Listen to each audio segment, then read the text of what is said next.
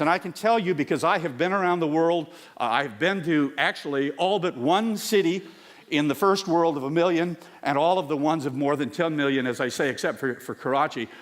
Seriously, I know of no metropolitan area the size of Portland, except maybe for Calgary, that has traffic like Portland has got.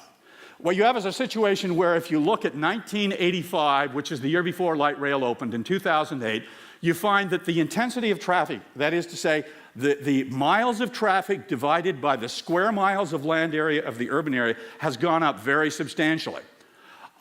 We can look at another urban area, metropolitan area of about the same size, Kansas City. Notice that in Kansas City, traffic intensity is far below that of Portland. Now here's a map of a Google map of the traffic situation at the worst travel time of the week, which is about 5:15, I think it is, on Friday. And look at that incredible red in the middle that is the worst you can get in terms of traffic. I know of no section of roadway that is so underpowered in this country in an urban area that is an interstate than I-5 between the Fremont Bridge and Delta Park. It is just absolutely unbelievable. Now, but beyond that, you go out to the Sunset Highway in Tualatin Valley in Washington County. Why do we have that kind of traffic way out there? Well, the reason we do is we have an agency in Portland, a group of agencies in Portland that are committed to making sure that they make driving as uncomfortable as possible and do not want to improve the roadways and improve traffic. And that's a real problem. Now look at Kansas City. I mean, Kansas City is a dream. You have to go hunting for congestion. You can't find it. Same time, that's Kansas City. Now, getting more directly to Clark County. Remember I told you about how in Oregon, the work trip market share of people riding transit had dropped from 1980 to the current time? Look at Clark County. Now, granted, you don't have the transit ridership of the 3 Oregon counties, but at least you've improved. I mean, C-Tran has done a pretty good job of actually improving the market share of transit in the Vancouver area. And, okay. Now, we have to now spend a little bit of time talking about this light rail proposal and its impacts on Clark County. There are those out there who believe that you are going to get 100% of the money for this light rail line from the federal government. Well, you know, my mother used to tell me fairy tales as well, but eventually I woke up and found out they weren't always true. Talk about fairy tales. This is unbelievable. Really unbelievable, but not untypical, as I'll show you later. TriMet, for example, has just gotten approval from the federal government for the Milwaukee line. They were planning on 60%, not 100%. You know what they got? They got 50%.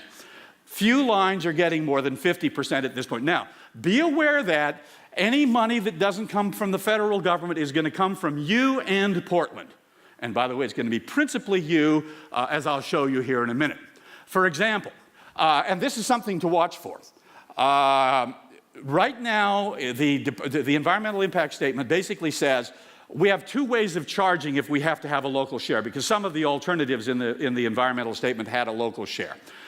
If we charge Clark County for the portion to the Hayden Island Station, does anybody know what state that's in? I don't think it's Washington, okay? You're going to pay about 79%. If, on the other hand, we go to the state line, now that's interesting. I mean, the very concept that we might use the state line to divide where people pay, but anyway, it would only be about, I think, 60, 65, 67%. So that's going to be a battle down the road. And don't think for a minute you're not going to have to pay. You just had better start thinking about what tax you're going to have to increase to pay your share. It's not going to happen. Either this line will not be built or you will pay. Let's go to St. Louis, where I live. Back in 1987, the authorities came together and said, oh, we need to build a light rail system in Portland. And you know what? We're not going to need a tax. We'll get the federal government to pay it. No problem at all. Our member of Congress from the area said, oh, no problem. There'll be no tax. Well, the line opened, and within 6 months, the authorities came to the public and said, you know, we really don't have the money to operate this thing. We have a choice. We can either close it down and give all the money back to the federal government. You know, not a lot of cities have $450 million sitting around in the Treasury to send back to Washington. Or we can pass a tax. And by the way, if you vote for our tax, we will also build you 5 more lines. And so the people naively said, okay, we'll give you the tax. Now, here we are. That was 1994, the first tax. Here we are in 2010. You want to know how many of the 5 lines have been built? 1. And it couldn't be built out of the tax money. There wasn't enough. They had to go to debt to do it. So, and then we've just added another tax in the St. Louis area. And by the way, this is a marvelous old insurance building. You know, you've all seen the Pearl District, and everybody thinks the Pearl District is so special. You cannot go to a major city in the United States that doesn't have its Pearl District. The difference between the Pearl District in Portland and the Pearl District in St. Louis, which is actually larger than the one in Portland, is that we aren't issuing bonds of hundreds of millions of dollars to create the money to do this development. We can go to Los Angeles, where I told you I was on the commission and where my amendment created the money for rail. We promised the voters that rail system in 1980. That's 10 rail lines. We didn't even say light rail. We were going to do real stuff like metros, like Washington Metro and so on. That was in 1980. Well, they weren't able to deliver. So in 1990, they go to the voters and get another tax. And in 2008, they go to the voters and get another tax. And we're now 28 years down, 30 years down the road, and we're nowhere near completing that system. Now, this is very hard to read, so I'll try to cover it for you. There is something called the Independent Review Panel that is appointed by the states of Oregon and Washington, and it has looked at the plans for light rail that have been put forward by the Columbia River Crossing Organization. What they say is that the lack of commitment on the part of Clark County to pay part of the capital for, and this is just out within the last 2 months, the lack of commitment on the part of Clark County to pay the capital, part of the capital on the light rail line could very well prejudice it in Washington, and it might not get funding. Now, that's a most interesting thing, because we're told that you're not going to have to pay anything, yet this intergovernmental, or this independent review panel is pointing out that there's going to be a problem if Clark County doesn't come up with the money. Yeah, there's going to be a problem. The thing won't get built. There's a real problem with respect to projecting costs of transportation project. A professor at Oxford University in England has looked at something like 80 years worth of projects, 200 projects, and found generally that there is huge cost escalation across the board. And what he proposes is what he suggests is the problem is a very academic and technical term called lying. Seriously. The idea is, no, seriously, this is in the academic literature. His basic point is, because they fear they cannot get the projects approved, they undertake what he calls strategic representation, but then he calls lying. So the idea is, I mean, who's going to be there to force anybody to pay who's lied to us? And that's exactly what goes on. So you go to Boston, for example, where the big dig, the big highway project, was going to cost the federal government and the state of Massachusetts $6 billion. In today's dollars, it's costing 22. And the lesson for Clark County is be aware that cost overruns are your problem, not the federal government, just like they were in Massachusetts with respect to the big dig. And then we have to step back, I think, and ask a very serious question about choices. Up there we see a note on the website today from the Vancouver Firefighters Union. I apologize, I can't remember the exact name, but anyway, they're the union that represents the firefighters.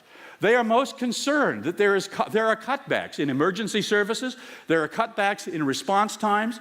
Well, just a minute here. Where are you going to get the money for light rail? Is it more important to have light rail than to have fire protection? And I'm not suggesting the priority here. All I'm suggesting is we need to step back and look at what we're doing. You look at the trouble, the difficulty that the city of Vancouver has at this point. I'm not sure it's the time to be thinking about raising taxes. And don't let anybody tell you you can build this thing without raising taxes. Just not so. We see that, according to the Columbian this morning, property values in Clark County were assessed downward 14%. So that's a problem, obviously, because that means in the long run, probably tax revenues are going to be hit as well. But by the way, that's just the beginning. The Columbian goes further in another article to say that home foreclosures are surging and they might get bigger. And you know what? They're absolutely right. What a lot of you probably do not know, because you probably don't follow the national data on housing affordability and so on, be aware that in the Portland metropolitan area, which includes Clark County, today, I should say late last year, which is the latest data I'm using, late last year, the median house value was 40% above what it was before the housing bubble. That's adjusted for income. So there's plenty of room for prices to go down. I'm not predicting they do, but don't be surprised if they do. The next problem, of course, is this unbelievable overbloating of ridership statistics. And Bent Flyberg, the researcher at Oxford, has also raised this, that the game also is to basically say, wow, we're going to carry 20,800 people across the bridge every day on light rail.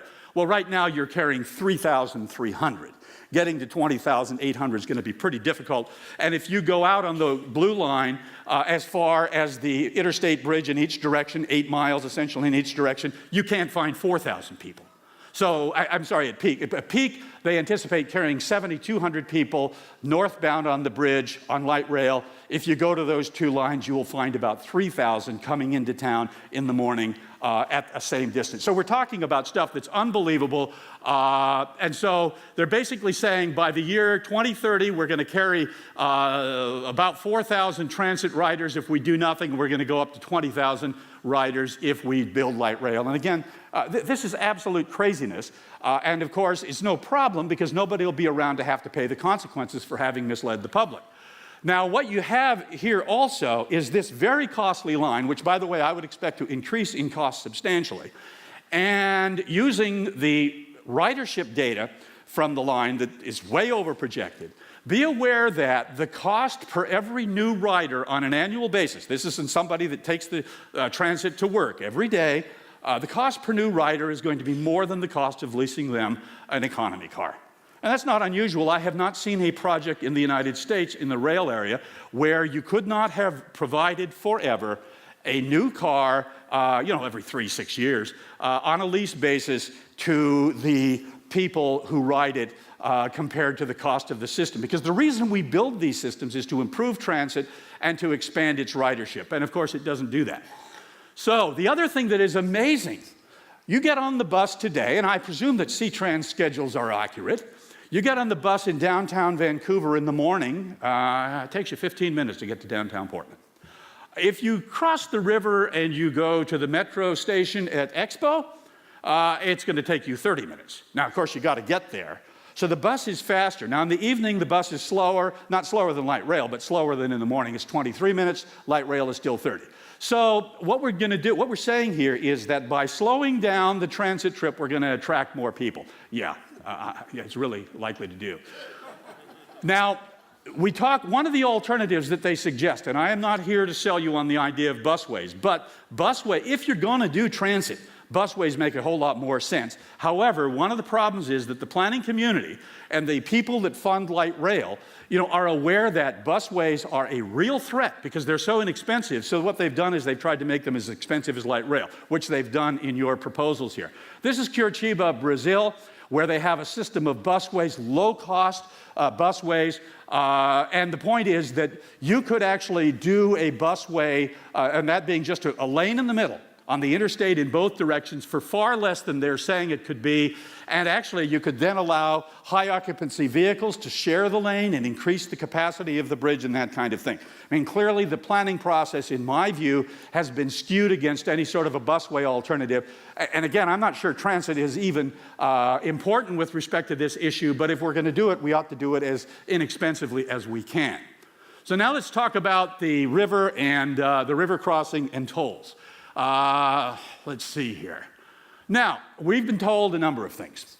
One, that you cannot build this bridge without transit. The federal government requires it. Two, that it can't be built without tolls, and so on. Well, this is a place I know pretty well, actually better than I know Portland at this point. This is called St. Louis. You see that bridge? It's now under construction.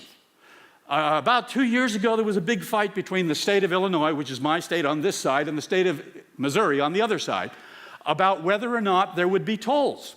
My state basically ended up saying, listen, there either will be no tolls or there will be no bridge. And of course, Missouri came across and said, okay, well, we'll get along without any tolls.